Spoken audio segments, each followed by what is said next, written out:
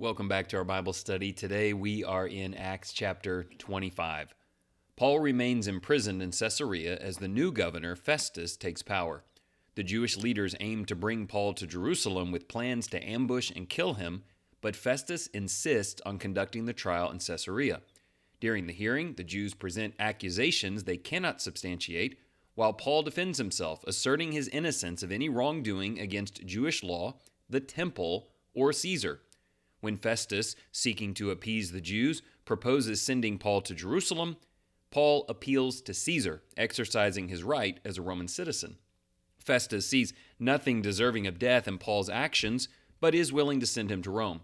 Later, King Agrippa and his sister Bernice visit Festus. Festus discusses Paul's case, and Agrippa expresses interest in hearing from Paul before he is sent to Caesar. This sets up a major speech and presentation coming in the next chapter.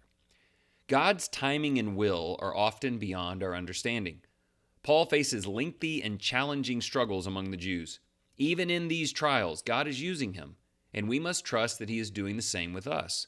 Paul's appeal to Caesar demonstrates that we have the right to take defense of ourselves and seek fairness and legal protection. The key is to remain steadfast in our faith, confident that God is in control of every situation. Political leaders and individuals in all forms of power may be fickle and unreliable in their support, as seen in the lives of Jesus and Paul. We must continue to share Jesus with everyone, regardless of their position, and direct all glory to the Father. Those are just a few things I thought of, how he couldn't count on the officials to support him. They were pretty back and forth, and yet he had to just be the most noble he could be in whatever situation he was in. Reminds me a little bit of the story of Joseph.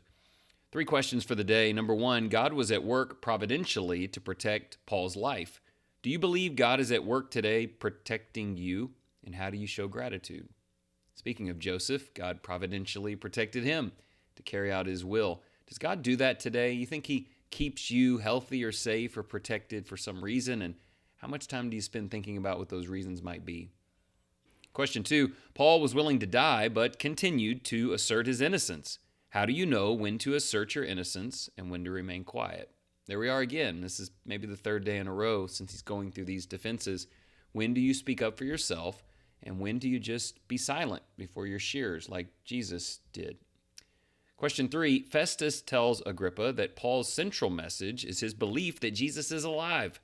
Is that the most defining thing people know about you?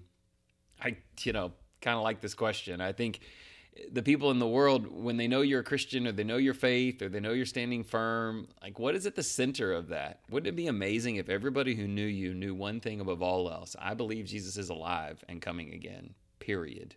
Everything is built off of that. I think that's a really cool thing. Let's pray as we close.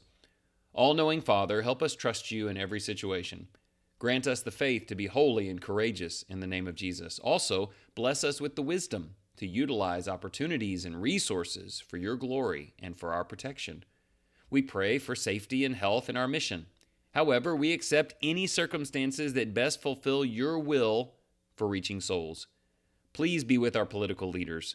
Open their hearts to Scripture and guide them to use their power to protect the innocent. May we remain innocent in all that we do in the name of your Son. I wanted to add that to the prayer. You can't always count on government and officials and those in power, but sometimes you can, and sometimes they have faith, and sometimes they do great things. And let's pray for those things to happen more. And of course, we will stand by the Lord no matter what. Do that today. Stand by the Lord in all things. Be known for it. And I hope you have a wonderful day.